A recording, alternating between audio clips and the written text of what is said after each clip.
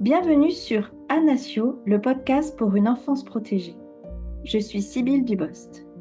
Dans cette série unique sur le sujet du contrôle coercitif, découvrez des témoignages de professionnels spécialisés sur ce sujet, et ce, en approche pluridisciplinaire, couvrant les notions de droit, de sociologie, d'économie et enfin de santé de l'adulte et de l'enfant. N'hésitez pas à liker et à partager si vous aussi, vous souhaitez œuvrer pour une enfance protégée. Dans ce podcast, en format court, découvrez la différence entre l'emprise et le contrôle coercitif, extrait de l'interview réalisée avec le professeur Yvonne Muller.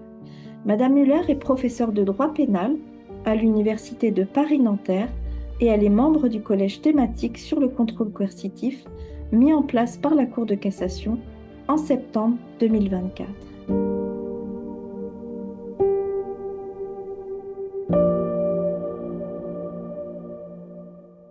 La distinction, elle est essentielle et on a vu ici et là des publications particulièrement intéressantes mais qui confondent les deux notions.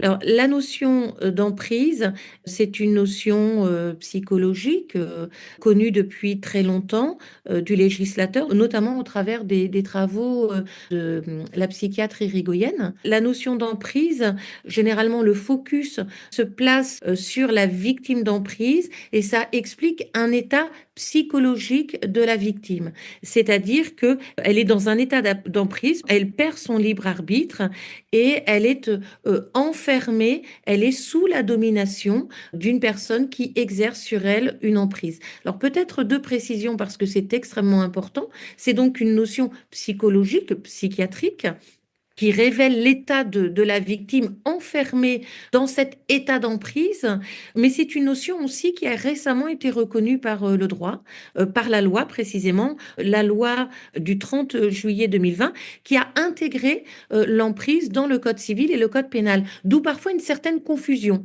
Alors ce qu'il faut comprendre, c'est que le législateur a intégré l'emprise dans notre législation, mais l'emprise n'est pas une infraction.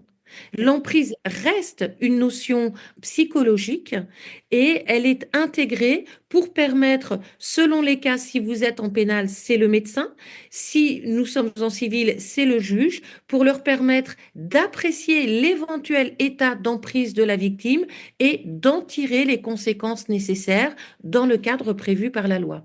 D'accord. Comme vous dites, ça a été intégré dans le Code civil et pénal le 30 juillet 2020. Et pour autant, on va plus loin aujourd'hui avec cette notion du contrôle coercitif. Alors, est-ce que vous pouvez nous en dire plus sur le contrôle coercitif?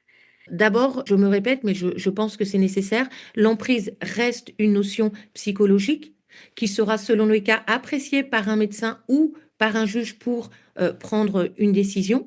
Le contrôle coercitif devient, hein, je dis bien, une notion juridique. Cela veut dire que nous allons avoir une notion avec des critères juridiques.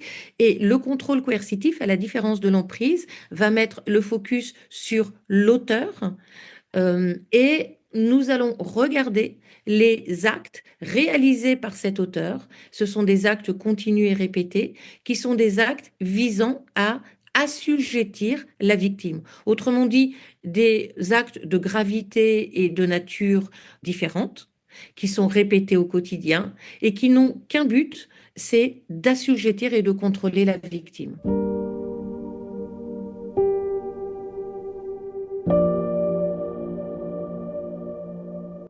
Merci à tous pour votre écoute.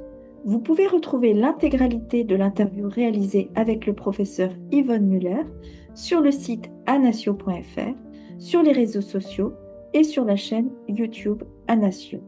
Nous vous donnons rendez-vous pour la suite en format court. À bientôt!